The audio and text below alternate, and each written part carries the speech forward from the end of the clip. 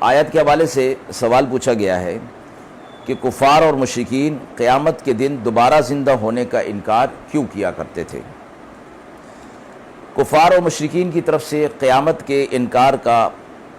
سب سے بڑا سبب یہ تھا کہ وہ کہتے تھے کہ انسان مر کر مٹی میں مل جائے اور مٹی میں اس کے ذرات منتشر ہو جائیں اور جو سارے جہان کے اندر پھیلے ہوئے ہوں تو ان ذرات کو جمع کرنا، پھر ہر ایک انسان کے ذرات کو الگ کر کے اس کو الگ شکل دینا، یہ کیسے ممکن ہے؟ اور اس کو ناممکن سمجھنا اسی پر تھا کہ انہوں نے اپنے علم اور اپنی قدرت کو اللہ کی قدرت پر قیاس کر لیا تھا کہ جس طرح ہم اس چیز کو نہیں کر سکتے اللہ بھی ایسا نہیں کر سکتا۔ نعوذ باللہ۔ جواب میں فرمایا گیا اللہ تبارک و تعالی عالم الغیب، اور اللہ تبارک و تعالی کا علم سارے عالم پر محیط ہے،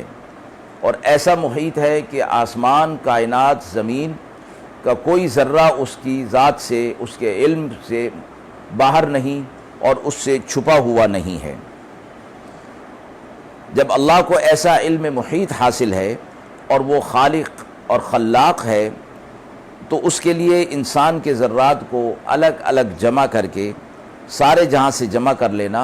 اور اس سے اجسام کو دوبارہ مرکب دے کر ان کو زندگی دے دینا، مجسم کر دینا، اس کے لیے کیا مشکل ہو سکتا ہے؟ وآخر دعوانا ان الحمد للہ رب العالمین۔